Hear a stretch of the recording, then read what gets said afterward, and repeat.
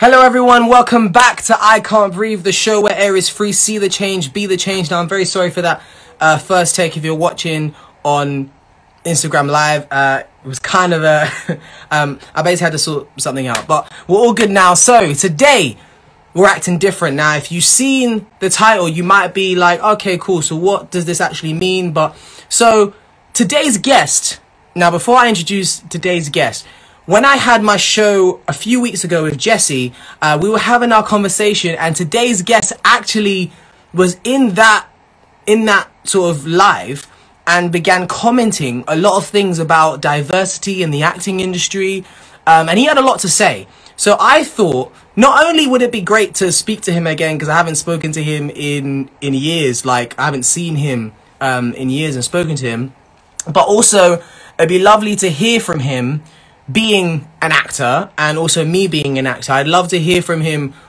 what or how he feels like the acting industry needs to take a shift in order to truly embrace difference. And that could be difference of any sort. We're talking about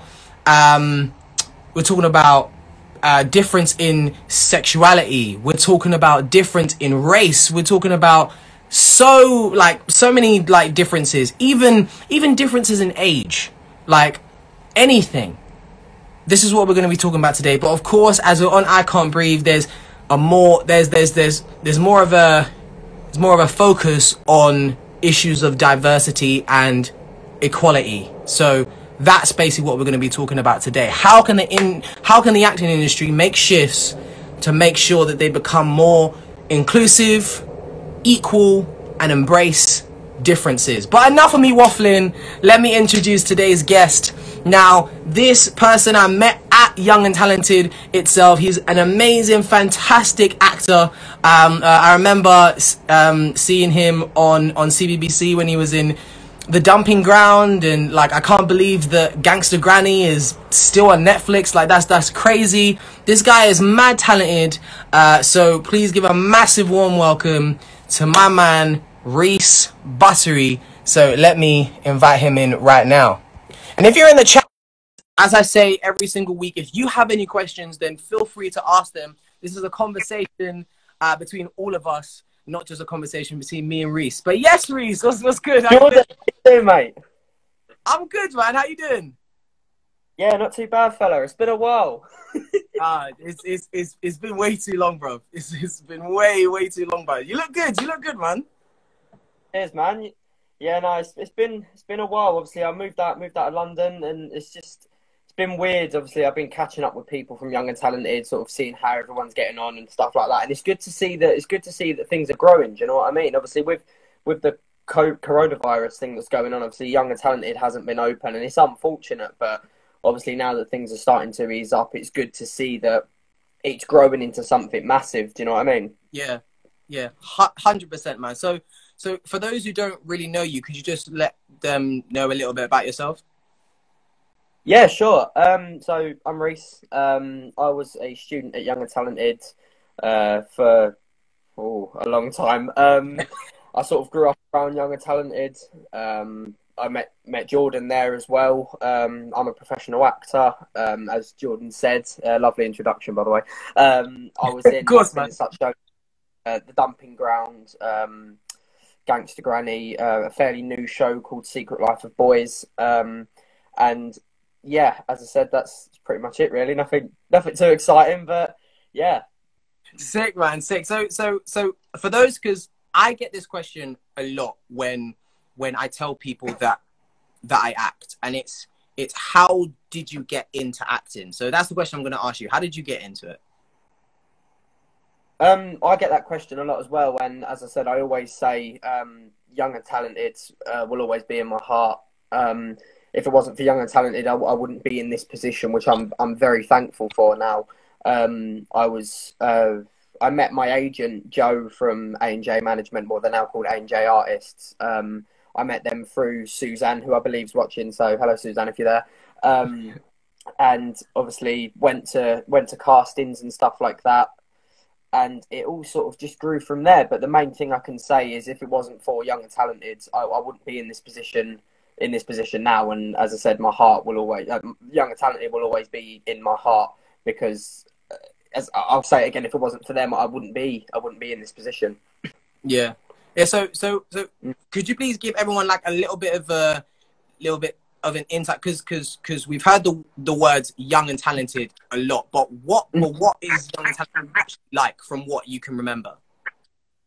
So it's been a while, so it may have changed. Yeah, of course. But well, yeah, Young and Talented is it's a drama school. We met up on Saturday. It's still Saturdays, isn't it? It's been a while since. Yeah, still Saturdays. Yeah, so up on Saturdays, and we train triple threat performers. So for anyone who doesn't know, triple threat is singing, dancing, and acting. Singing and dancing weren't really my best ones, but acting was where I sort of managed to excel. But we trained many people, as I said. I know your sister Jade. She sort of went down the more singing and dancing route, but as I said, someone like myself, acting was my sort of way to go, if that makes sense. And we have people from all walks of life, and we're talking sort of different ages, races, sexualities, genders. We all come, and any prejudice, I can't say that word, but you know what I mean, any prejudices that people had were left at the door, and we were a family. As I said, like I've known you for Jesus, God, I don't even know how long now. Yeah, it's been a while. And as I said, like, I see you as a brother, and it's just that's the way that it was. We're a family there, and even though I haven't been at Young and Talented for, God, it's been about 3 years now.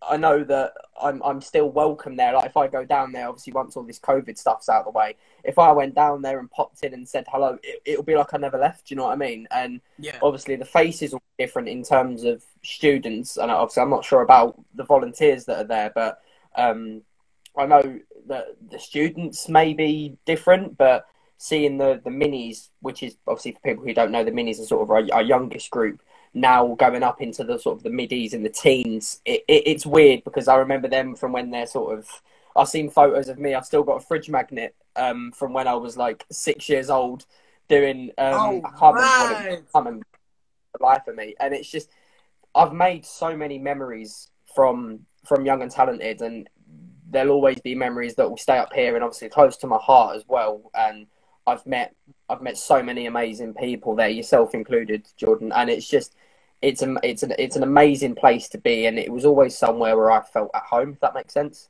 Yeah. That's awesome, man. That's really and everything that you said, it's still like that. So that is really good. Yeah, that's is really accurate. So can you talk to me about what was it like when you actually first started acting? Like when you got your first acting job, what was it like? Well, we're talking sort of 12 years ago now. Obviously the industry has changed so much since then, as I'm sure you're aware. It was very daunting at first, obviously, because little 6-year-old me didn't have a clue what I was doing. As I said, it was just a case of I'd learned a lot, because at this time I'd only been at Young and Talented for, if I say Y&T, just know that obviously, but I was at Y&T for only about 7-8 months at the time, so it wasn't that long, and I managed to get with A&J, my agency, and I'd learned a lot in that time period. I've been at Young and Talented, but as I'm sure you're aware, you only sort of you can never learn how to act, because it's you, and it's how you adapt that role to yourself, if that makes sense.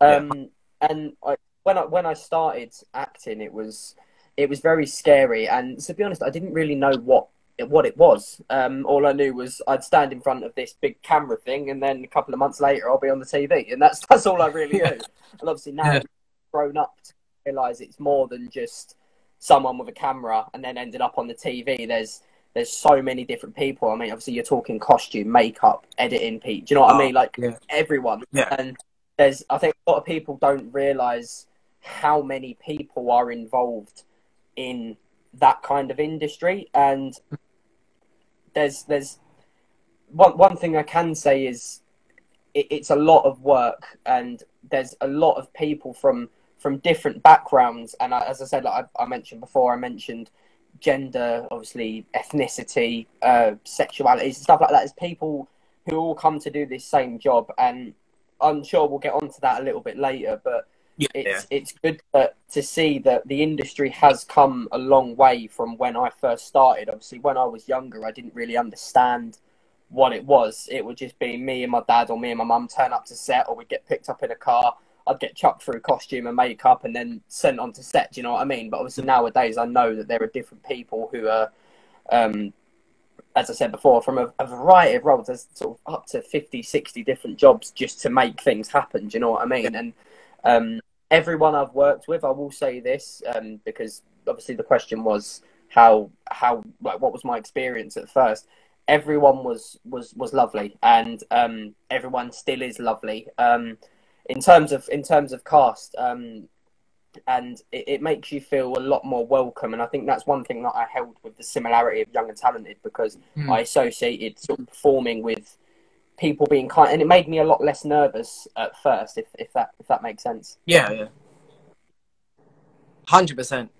Yeah, it's crazy because like when I first started filming as well, it was mad because like in my head, what you think it's gonna be is you're gonna walk on. It's completely different set, and there's gonna be like a person with a camera and da. But then like the first time I arrived and set, like, I'm seeing all these people and I'm like, wait, like, what's your job? Wait, what's your job? What's your? There's so many different people, and that's just the people on set. Like that's not even counting the people who made everything happen beforehand and then after. Like that. It's mad. It's crazy. So I know that in the acting industry, there's a lot of things to do with castability, and so there's always certain roles that are assigned to certain people. So can you tell me, like, what are the most common roles that you would get, or like the most common roles that you would go for? Are you talking myself personally, or someone as my yourself personally? Obviously, previously, yeah, because I took a year out of acting just for personal reasons, and it was before then. It was very much sort of kids' TV, sort of typical teenage East London lad. Do you know what I mean? And it now that obviously I've grown up, my appearance has changed and everything like that. I now have noticed that I'm going for different types of roles which sort of fit into a stereotype, and I'll explain what I mean in a second. But as I said, growing up, I was always sort of, as I said, that typical teenager, sort of bit of a lad, you know what I mean, a bit of a troublemaker, and stuff like that. But I've noticed recently, obviously I've grown up, and one thing I have noticed is that as soon as you change something about your appearance, or as soon as you've got something about your appearance that fits into a stereotype, that is all you'll get in terms of casting roles. Like, I'll use an example. I got this tattoo obviously just after my 18th birthday, and ever since I got that tattoo, sort of got piercings and facial hair and stuff like that, I was going for more sort of negative roles. And I mean that in terms of sort of a recent job that I obviously, as you know, I can't give specific details, but I was going for sort of thief and sort of, do you know what I mean? Stuff along those lines, like sort of thug and stuff like that. It's a shame, and that's what I meant in terms of the stereotypes. And I said, I'm sure we'll get onto that later on, but in terms of stereotypes, is if you fit into a category, that is where you get assigned in terms of acting roles. Do you know what I mean? Yeah, 100%. Yeah, that's sort of what I wanted to get at, because obviously when you were younger, you must have got very different roles to the roles that you get now. Yeah. So tell me, like, are these things easily spotted? Like, were you the person to sort of realize this in your head? And when you did realize it, how did it make you feel? Well, at first it took me a little while to notice this, but it was obviously when I was younger, as I mentioned before, I didn't really know that there was that sort of stereotype that you liked people like you to associate with, if that makes sense. So when I grew up a little bit and I started to realise, hang on a minute, I'm all of my roles seem to be for this, all of my castings seem to be for the same thing, if that makes sense. And as I said, more recently, it was, as I said, it was more sort of like thug and chav and stuff like that. Do you know what I mean? And a lot of the roles, when I've been going to do like auditions and self-tapes, I'll look through the script and it will say, we see so-and-so, he's tattooed, covered in dirt, do you know what I mean? Stuff like that. And it just sort of makes you think, well, even though that it is sort of make-believe as such, that is me. Obviously, I'm not called, do you know what I mean? Like that, because they're associating with, that's what I look like. And it really put me into a sort of negative mindset of, hang on a minute, is that actually how people see me just because I've got tattoos and stuff like that? Like, I'm as you'll know, like, I'm not, just because people have tattoos. As I said, like, during lockdown, I was working on behalf of the NHS, and obviously being in a green uniform, you're seen as sort of a figure of trust, as you would be, but then seeing at the end of that uniform you've got tattoos and piercings, it sort of makes you sort of, that I've seen the term unprofessional, if that makes sense. I've seen the term unprofessional and stuff like that being floated around, and it extends to more than just a tattoo. And as I said, with it's hard for me to explain, but can you sort of see where I'm coming from? It's people put this pressure on you, that, and this stereotype on you, that you are this because you look like this. Do you understand what I'm saying? Yeah. 100%. We actually have a question from the chat that leads nicely on after what you just said. It says, did you consider not having a tattoo to keep with the boy next door roles? Not really, as I said, because it was more of a case of, obviously, when I took that that time away from acting, I wasn't thinking about it, if that makes sense, and it was more sort of, I was focusing on me, and I mean that in a sense of, I wanted to sort of, how can I say this? I've always loved tattoos. I've always been fascinated by tattoos and stuff like that, and because I'm a really big believer in art, and I love art and different types of art. Obviously, being art in terms of physical, so performing arts, acting, singing, dancing, but then also more sort of, how can I say it, sort of gothic art in terms of painting, drawing, stuff like that. And it's always something that's fascinated me. So getting the tattoos and stuff was always sort of something that I wanted to do. And in all fairness, I was sort of fairly naive because I didn't realise how much it would affect my job as an actor. And obviously now that if I do go into a job, all of my roles are going to have to be, depending on what the role is, I will have to wear long sleeve shirts and I'll have to take this out. Do you know what I mean? So in terms of sort of, I never really thought about acting at all when I was sort of taking that time away, because the whole point of taking that time away was so I could focus on myself and not acting, if that makes sense. Yeah. So and is there? Sorry, go on. No, sorry, go on. I was always sort of, how can I say this? I was always, people always say to me when I took that time away from acting, everyone was going, "Oh, you've got it easy, you know, you're living the dream, acting and stuff like that." And to an extent, that is true. As I said, like, I love the job, and I'm so lucky to be in that position. But obviously, as you'll probably be aware, obviously being on set when you're working like 12, 13-hour days as a 16-year-old, because obviously people might not know this, but when you turn 16, you can basically work adult hours. Before you turn 16, there's only a certain amount of hours that you can work.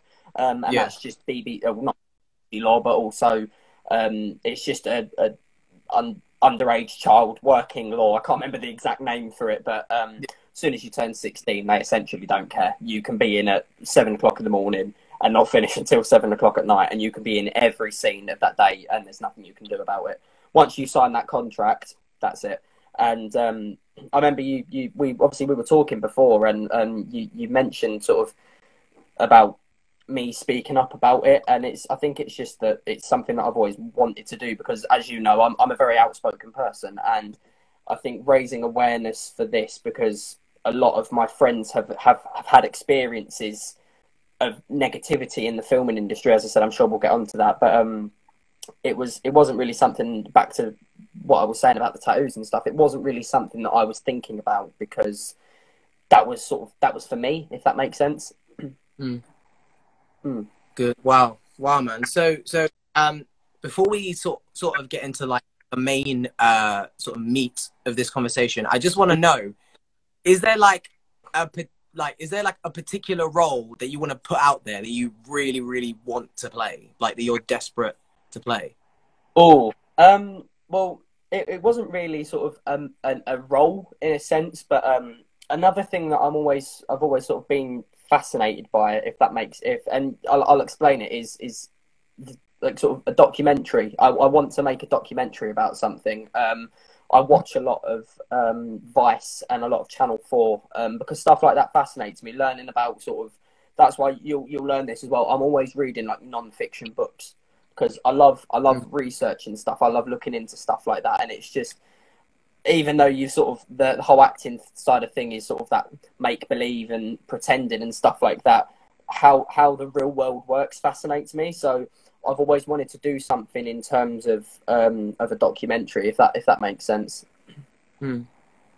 That's really cool, man. And actually, as an actor, that's really interesting, because like I feel like I've never heard an actor who typically acts for fiction or sometimes things based on non-fiction say that they want to do something that real, you know, which is really, really interesting. So I think it was like 3 weeks ago, you came into one of these lives when I was having a conversation with my friend Jesse, and I have here, do you remember roughly what you were talking about? Because you started talking about the acting industry and like that and stuff that needs to change. But could you just give us a little bit of an insight to what you were actually talking about?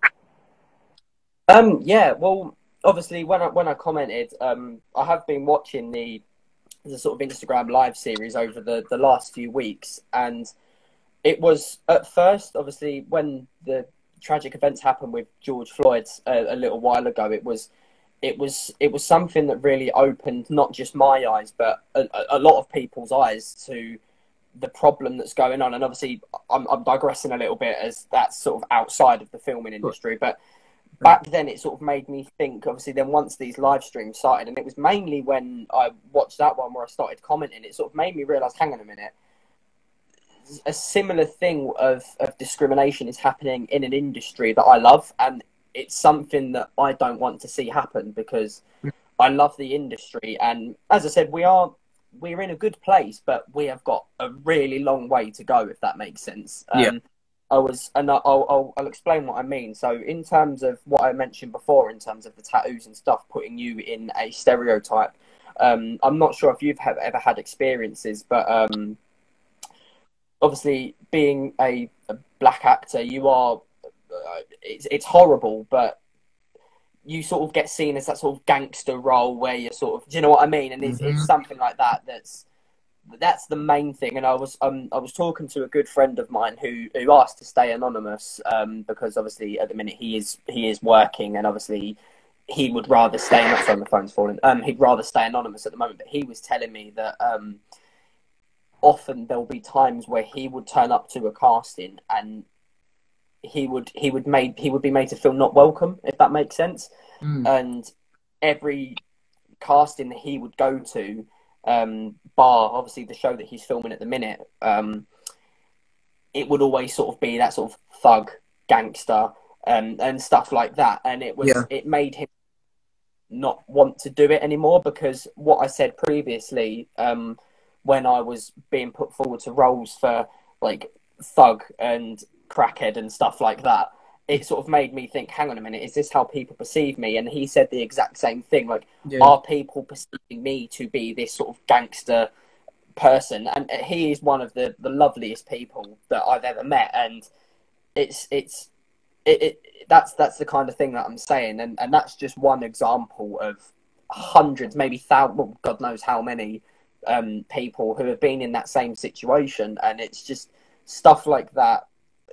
It affects me because, as I said, this is an industry that people, like, I know there's like university degrees and stuff like that where people go to study like acting for film and stuff like that, and I was just some little kid from East London who went to a drama school and ended up getting lucky and being in the position that I am now. And Yeah. that's why I feel so like privileged to be in a position where I managed to do a job that people have said that I'm fairly good at. And it's a case of, I don't want this industry to turn into something where there's stereotypes and stuff like that. Obviously, I understand that if a certain role needs to be someone that fits that character, then I don't want to say fair enough, but it's a case of it is just stereotyping, and that's the main thing that sort of upsets me, because I've seen people leave. Obviously, I won't name names because these people have asked to stay anonymous as well, but I've had people leave the industry because they feel that they're only being sent to one form of character, if that makes sense. Yeah. And I think that's where the sort of stereotype comes in, because it sort of, I'll use the term, it tars everyone with the same brush, because where I was getting sent for like thug, lunatic, I remember I went to an audition a little while ago and it was like some form of mental health, sort of deranged, do you know what I mean? And it was something, obviously I've had problems with my mental health before, and that was one reason that I took a year out from acting, and I'm very open about it. I talk about it, and I'm an ambassador for obviously a few charities and stuff like that. It was something that obviously, as I said, it affected me because of how it affected people's, not only their view on the industry, but people on the inside of the industry, and how it makes them not want to go to castings and not want to film stuff anymore, because they feel like they're being, I'll use the term targeted, because they're always being sent for the role of gangster, and like sort of, they use the phrase urban youth quite a lot, and obviously urban isn't associated. That's exactly what I was going to say. Like yeah. That word, I think, is the most common word I get when I receive a new audition. Like it will always be the word urban. Like that would be the most common word that I get. Yeah, 100%. It's this same person who I was talking about. They'll go to the casting, and obviously in between tapes, the casting director will say, "Can you just try and be a bit more urban, if you know what I mean?" And because they don't want to say, because do you know what I mean? And the words that my mate used was, they're basically asking him to be more black. That was the words that he used, and I think stuff like that.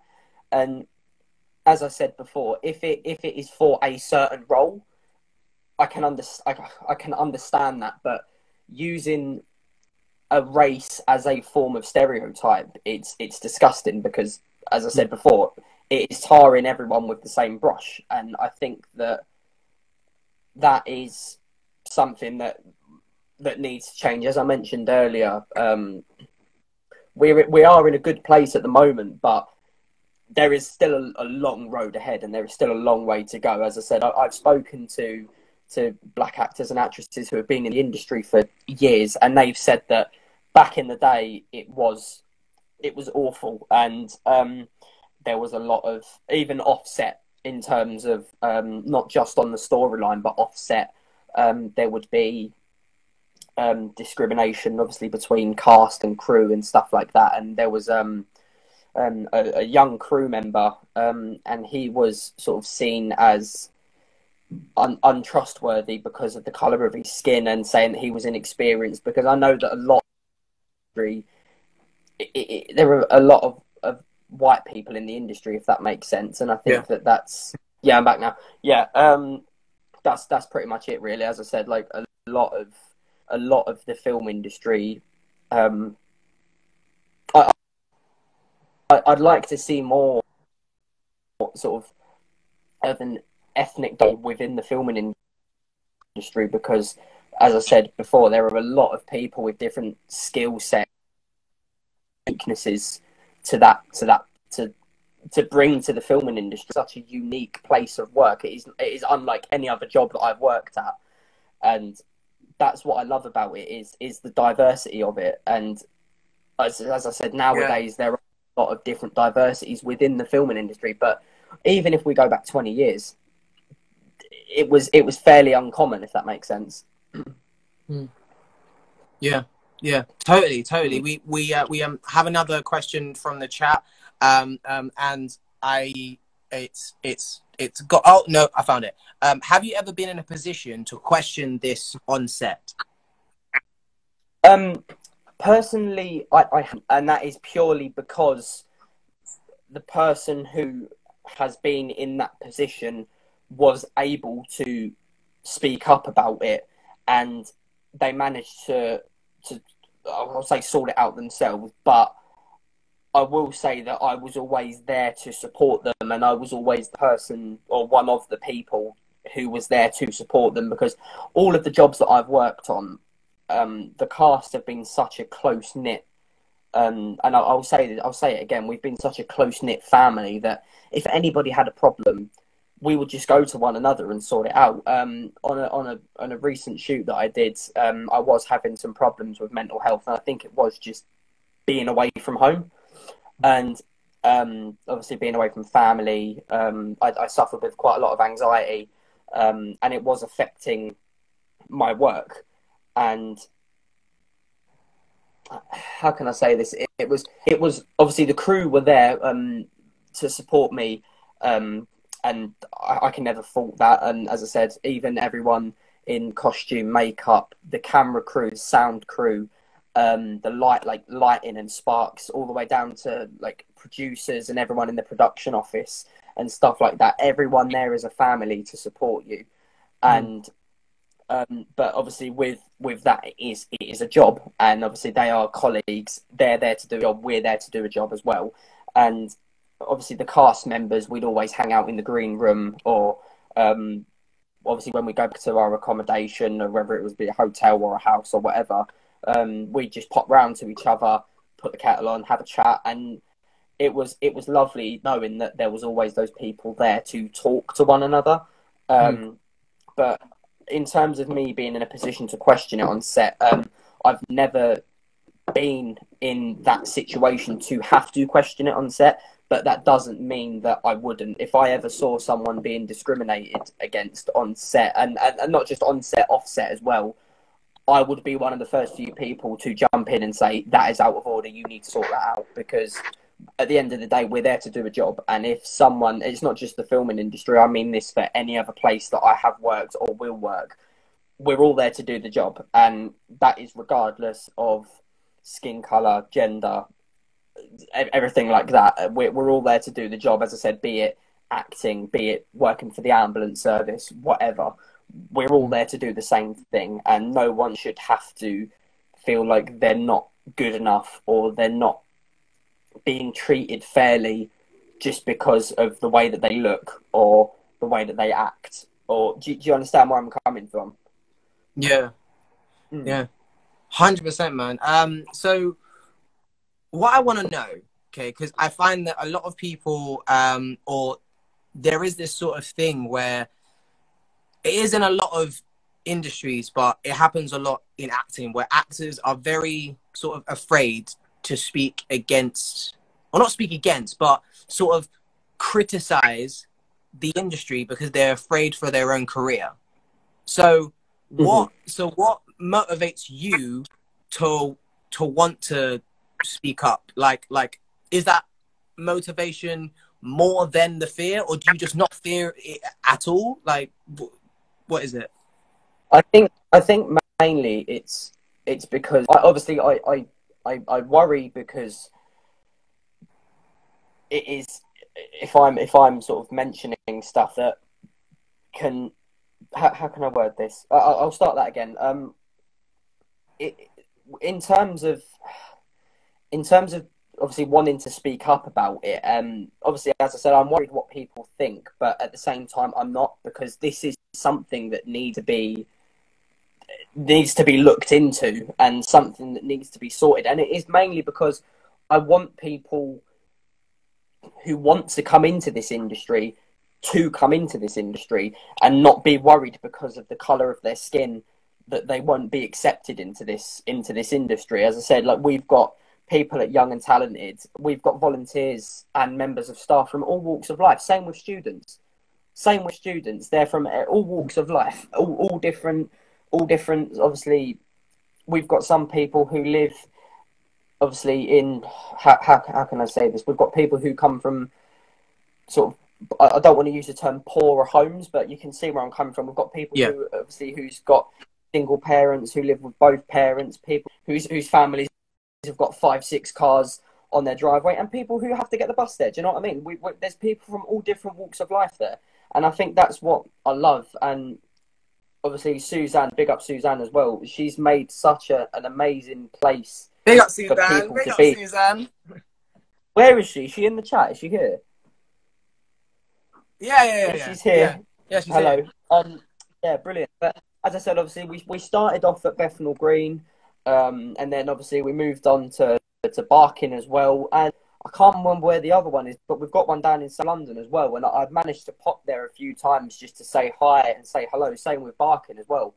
And obviously, Barking, well, all three places, there's hundreds, if not thousands, of different ethnicities and stuff like that from that area. And I think what's amazing is that we all come together, and Young and Talented is a place where I certainly felt safe, and I know a lot of other people, well, everyone felt safe. And I know that if there was someone who made another person feel unsafe, it was stomped on straight away. And I think that's what the amazing thing is. And I think that in the filming industry nowadays, we're moving in the right direction. I've said it before and I'll say it again. We're moving in the right direction. Stuff like this is now starting to be picked up on. And obviously, I don't mean now. I'm talking in the last few years that there has been a lot more,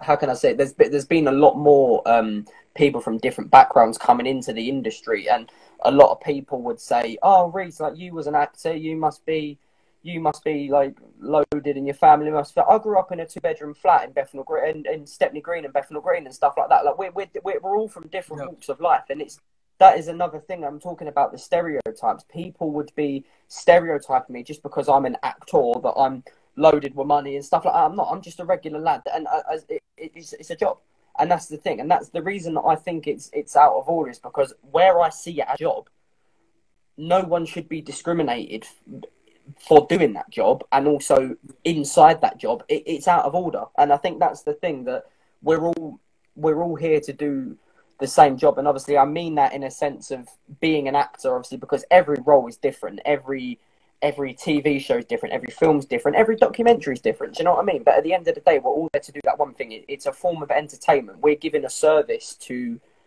people for them to enjoy. As I said, we work our asses off for God knows how many hours a day, so people can sit there on their sofa and enjoy this and spend time with their family. Do you know what I mean? And there's so many, like, black actors, actresses, dancers, singers, performers, you name it, that have got so much to offer for this industry.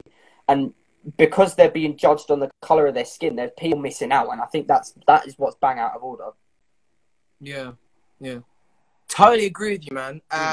Totally. And so on that sort of topic, because we've honed in a lot that things need to change, but that we are moving in the right direction, but we just need to keep the momentum going. We need to move it. Yeah, exactly. So what specifically do you want to see happen in the acting industry? Like, what changes do you think specifically needs to happen? Well, mainly, as I said, obviously, with casting groups and casting directors and different roles that come out, if someone fits that description, and I use the term, obviously, description a lot, because it is very it is very relevant in today's day and age. Obviously, if someone was wanted to cast 16-year-old lads, and the scene is him and his mates hanging around on the street corner, do you know what I mean? Stuff like that, and people will stereotype, because a lot of, I will say this, a lot of the filming industry are middle-aged white men who don't really understand what people have to go through, if that makes sense. And I'm not tarring everyone with the same brush. As I said, that nowadays there are lots of different people who work in the filming industry, but I'm talking about more sort of back in the day. But I'll go back to nowadays. Even with stuff like documentaries, you'll see that a lot of documentaries nowadays, they are getting more people from different backgrounds to come in and host these documentaries, and I think that's amazing. But that's the stuff that we still need to do. And I saw another thing on Channel 4 the other day. You know, when you get that bit in between the TV shows where you've got the person saying, and coming up at 9 p.m. we've got da da da da da, and follow so and so. There was a person on there, and I can't remember their name for the life of me. The woman is partially deaf, and obviously her voice is affected by that, so she has quite a severe lisp. And this is why I've got a lot of love for Channel 4, because they hire people like that, and that person is the one that does the bit in between the TV shows. And as I said, nowadays, if you're looking at something like BBC, stuff like that, you've got that sort of posh bloke where it's like, okay, and at 9 p.m. we've got this show and this show and this show. Do you know what I mean? And I think that it's stuff like that, and we need people to not feel afraid because, and I will say afraid, but they shouldn't be afraid because of the colour of their skin or the disability that they have, or me personally, like struggling with mental health and stuff like that.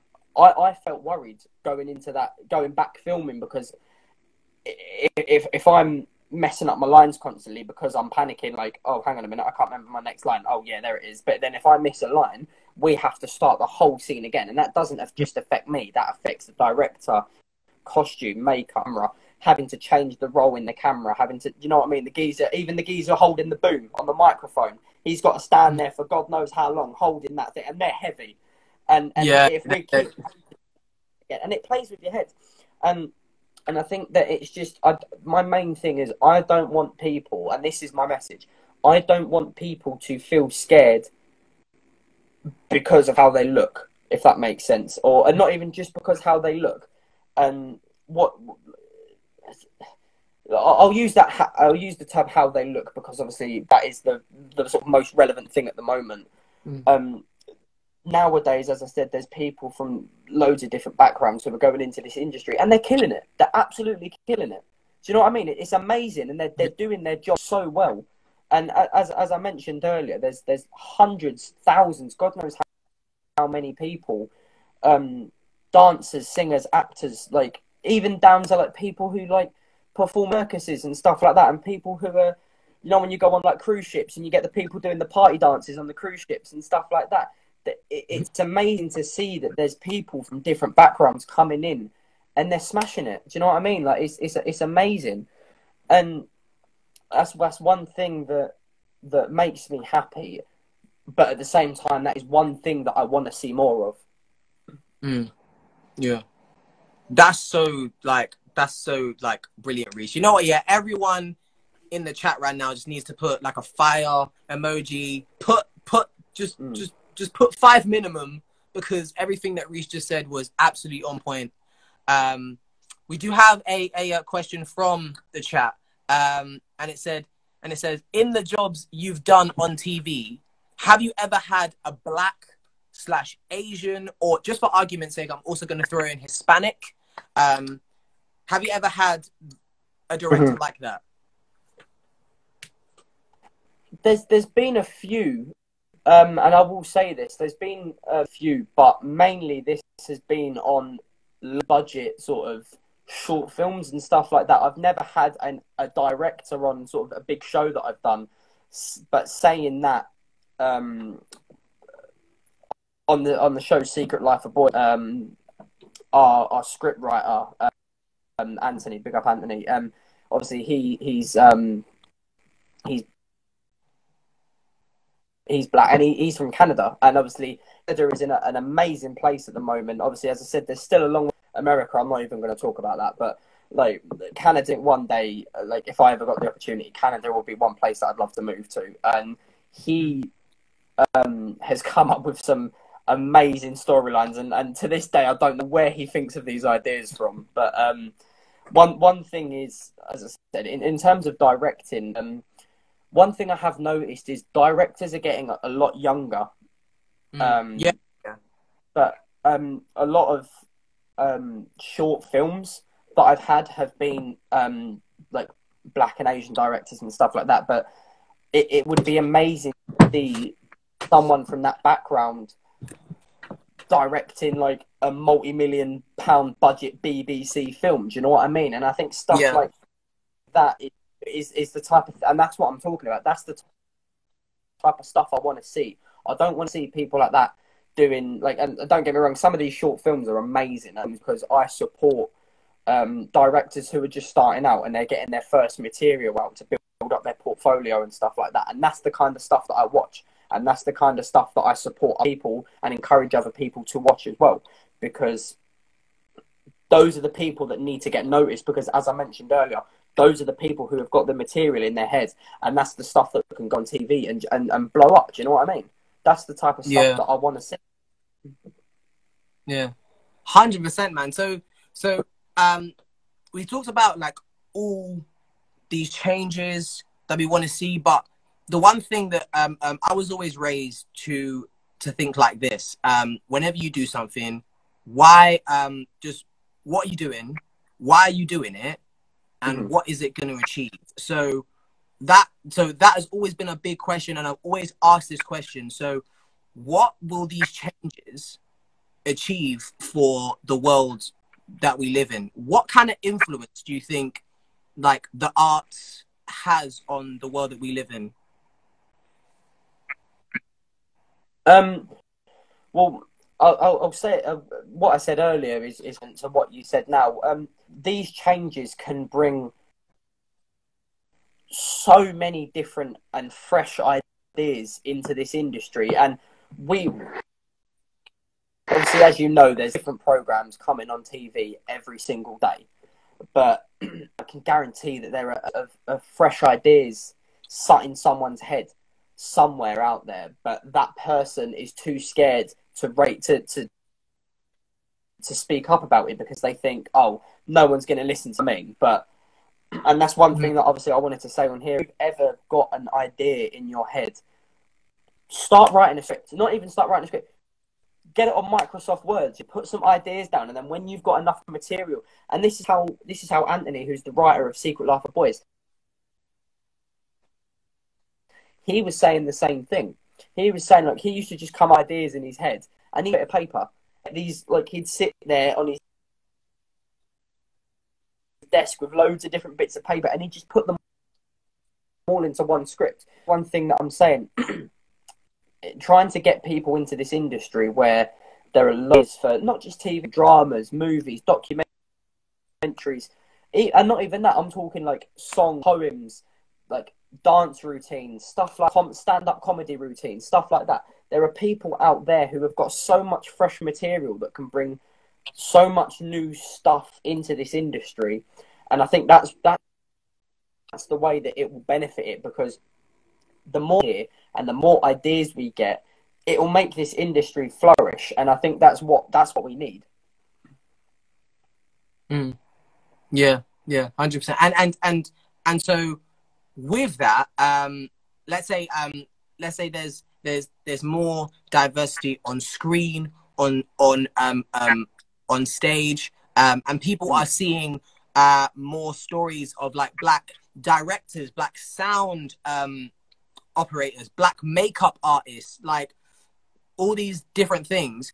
What do you think that's actually going to do for, let's say, young people who are trying to get into this industry? But like, I know when I was younger, when like you're watching like CBBS and like CBBC, or if you watch like Disney Channel and stuff like that, the sort of black demographic, especially when I was younger, was very, very low, like very low.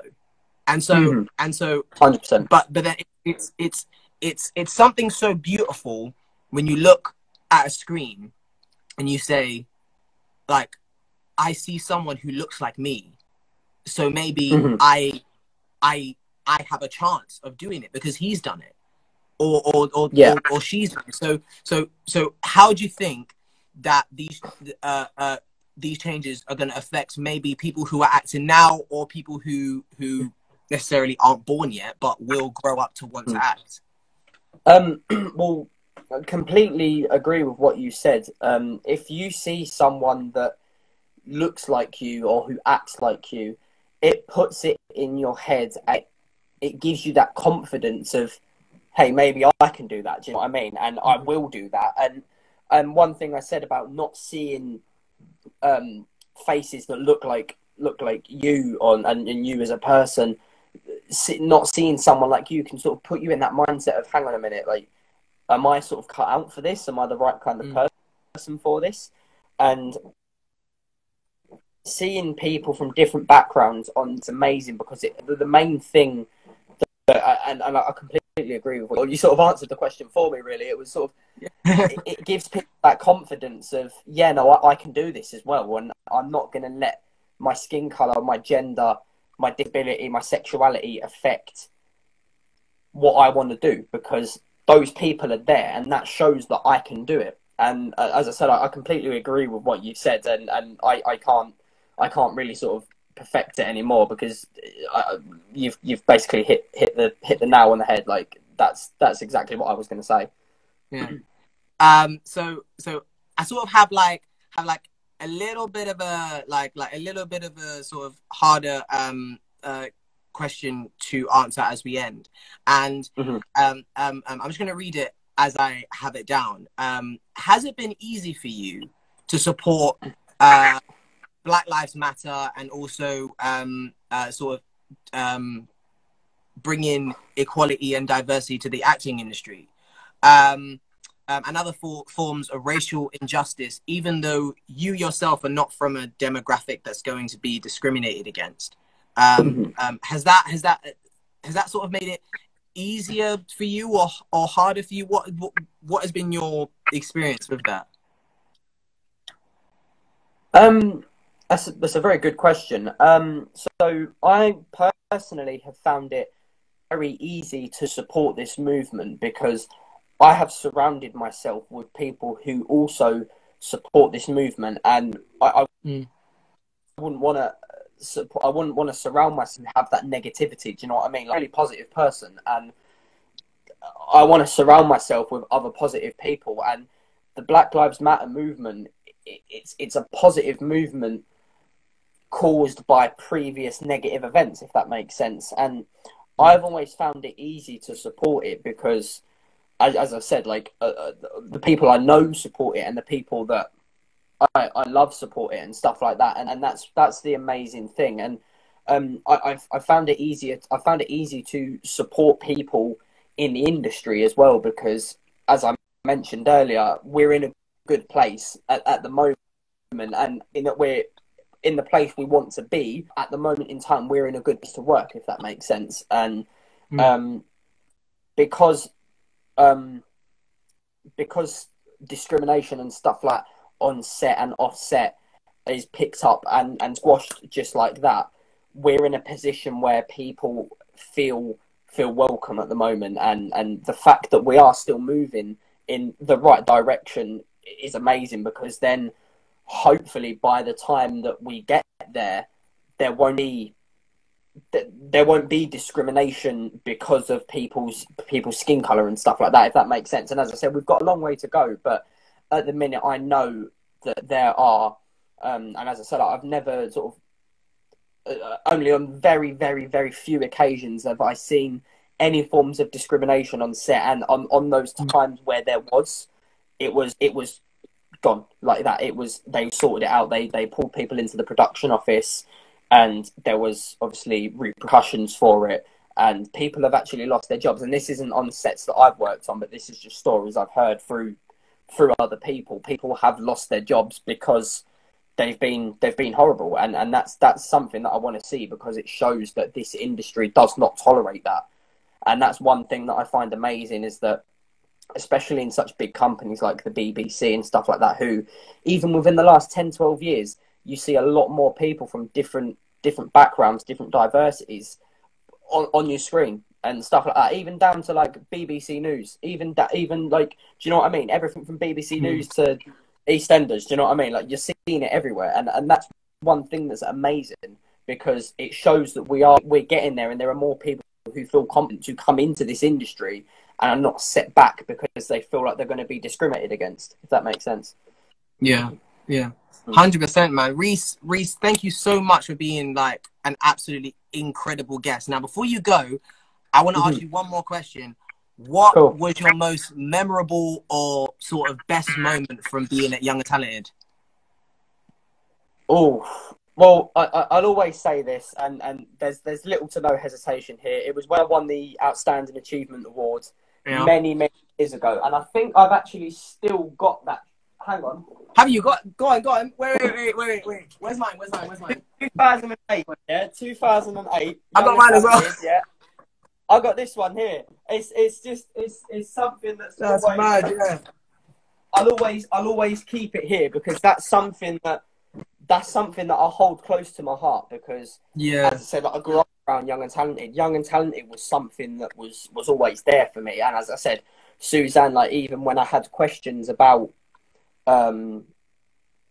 different different questions about the industry, and not just the industry. Like, I remember when I was in school, I know we've not got long left on the live, but when I was in school, I was struggling a bit with school, and I spoke to Suzanne, and Suzanne was there to help me. As I said, like, it's not just the performing arts stuff. And if anyone on here is ever interested in going into the industry, Young and Talented and places like Young and, if you don't live in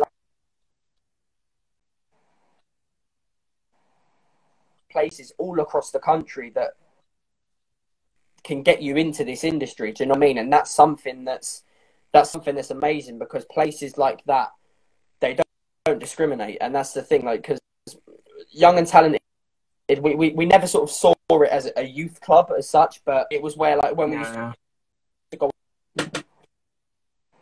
on our breaks, we used to hang out, we used to chat, do you know what I mean? Even me and you as well, like, we used to just chill, do you know what I mean? And it was stuff like that, and even going to McDonald's, that I'll keep with me for a long time.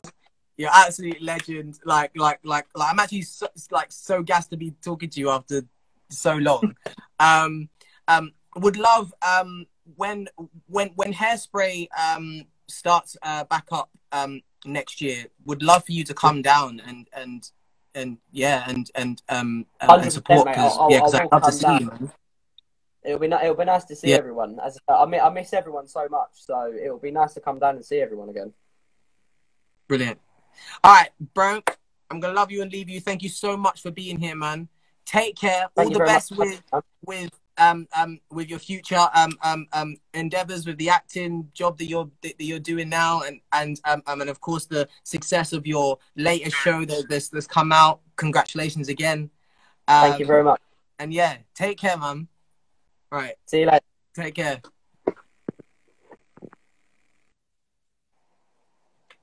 Wow. This has been a really, really great live. I think it's been so lovely, not only to hear it from Reese, be like a professional actor like myself, but it's also nice to know that there are people who really care. There are people in the industry that really care that our industry is moving in the right direction. So I think that's what's most like made me so gassed and excited about this live. But anyway, thanks everyone for coming. Thanks everyone who's been here. Thanks everyone who's still here. Thanks everyone who's watching on YouTube. This has been I Can't Breathe, the show where air is free. See the change, be the change. And I will see you next week with a brand new guest. Take care and stay safe. All right. Peace.